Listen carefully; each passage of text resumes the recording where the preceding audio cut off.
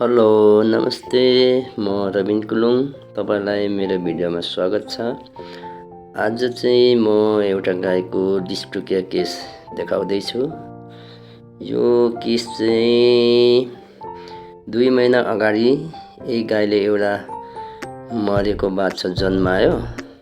त्यसपछि फेरि यो गाईले चाहिँ फोरहरू फाल्ने अनि बच्चा जन्माउँदाखेरिको जस्तै लक्षण देखाउने त्यस्तो भएकोले चाहिँ यहाँ कृषकले उहाँले मलाई फोन गर्नुभयो र म गएँ अनि चेक गर्दाखेरि भित्र बच्चा अर्को बच्चा रहेछ। यो गाईको बच्चा चाहिँ जम्ल्या रहेछ अनि एउटा बच्चा चाहिँ अस्ति 2 महिना अगाडि नै निस्क्यो।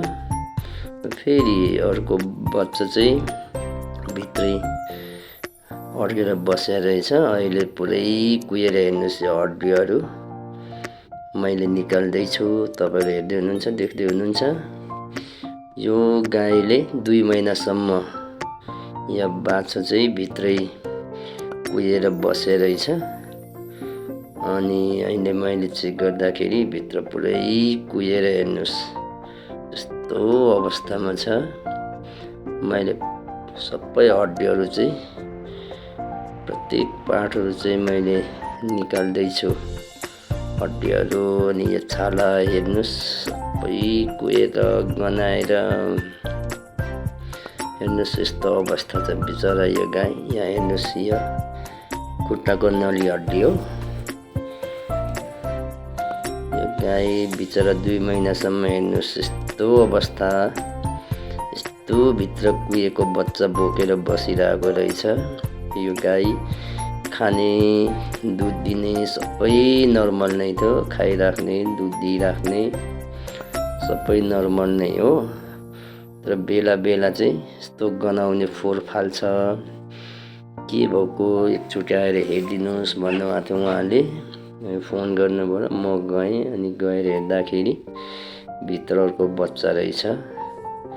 हेर्नुहोस् हड्डीहरू पुरै छाला मक्केर मासु पुरै कुहेर हड्डीहरू हेर्नुहोस्। यस्तो केस मैले सायद काम गरेँ यो क्षेत्रमा भेटनेरीमा काम गरेको 15 वर्ष भयो। यस्तो केस मैले पहिलोचोटि भेटेँ। एउटै गाईको 2टा बच्चा, एउटा बच्चा अस्ति नै आफैले जन्मायो, मरेको बच्चा जन्मायो र भित्र फेरि एउटा बाछा चाहिँ यसरी कुहेर बसेको रहेछ। 2 महिनापछि आज मैले निकाल्दैछु। हेर्नुहोस् बिजोग हेर्नुहोस् है यति धेरै भएछ भित्र सबै कुहेर। यहाँ हेर्नु यति झन्डै 1 बोरा भइसक्यो। भित्र खुरहरू निस्केर सब कुहेर यस्तो अवस्थामा छ।